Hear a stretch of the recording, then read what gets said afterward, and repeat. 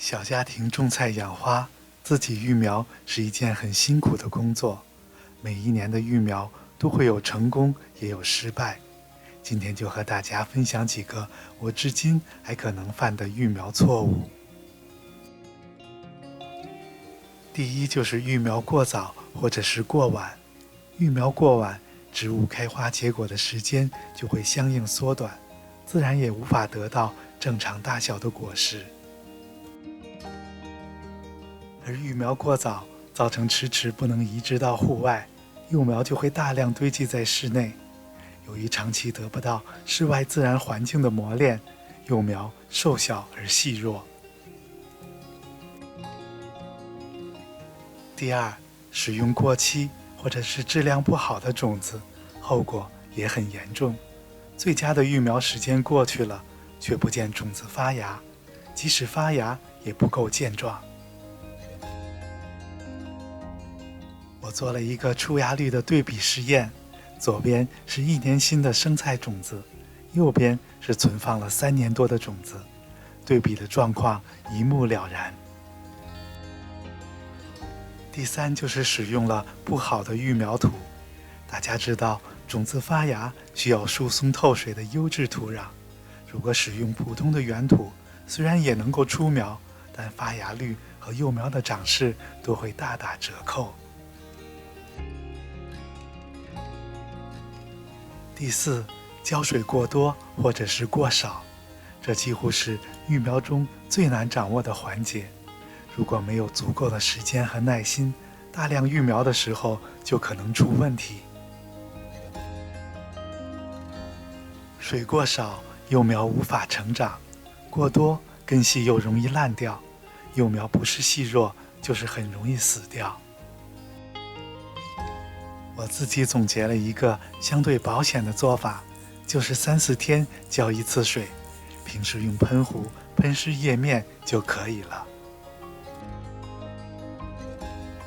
第五，光照不足或者是过强。光照不足，幼苗就会徒长茎秆，所以你可能需要在室内为幼苗适当的补光。补光时，选用专业的植物生长灯和普通的灯泡都是可以的。窗边育苗时也要注意，如果正午的太阳过于强烈，再加上通过玻璃的折射，幼苗也有可能被晒伤。第6个就是温度不够，如果室内育苗不能保证15到20度以上的温度，有些蔬菜的种子发芽就会非常缓慢，而个别蔬果可能还需要更高的温度，这时候你就要考虑给室内加温了。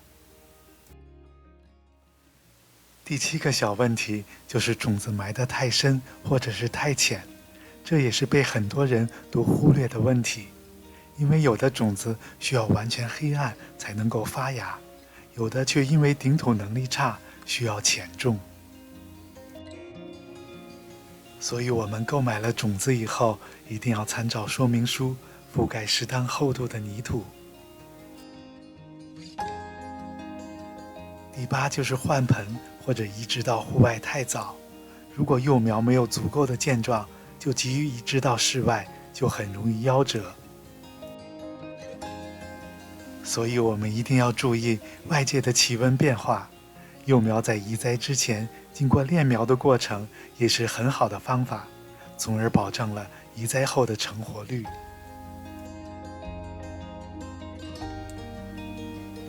第9就是一次种太多而未分批育苗，一次性种太多的种子不仅超出了合理维护的范畴，也浪费了苗种。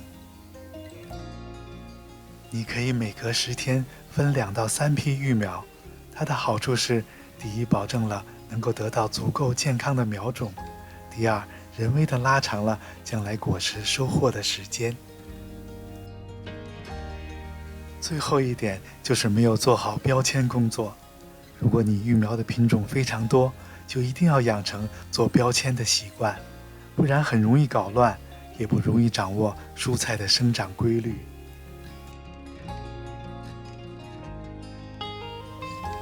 就像这份育苗盒是我昨天种下的，第二天如果没有标签的帮助，我甚至已经忘掉了种的是什么东西。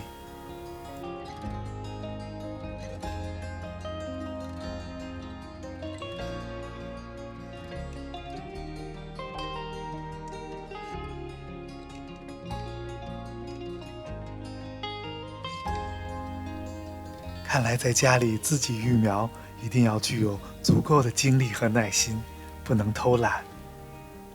感谢您的收看与订阅，我们下期再见。